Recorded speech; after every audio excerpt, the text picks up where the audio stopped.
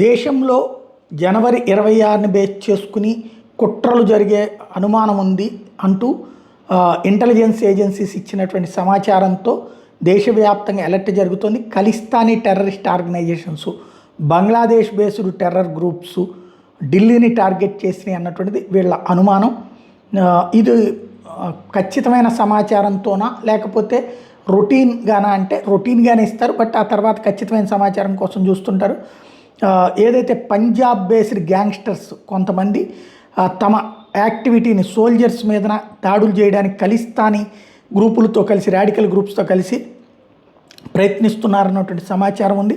అలాగే criminal networks కొన్ని కూడా ఇంటర్నల్ సెక్యూరిటీని భంగపరిచే ప్రయత్నాలు జరుగుతున్నాయి అన్నటువంటి నేపథ్యంలో అలర్ట్ ప్రకటించారు.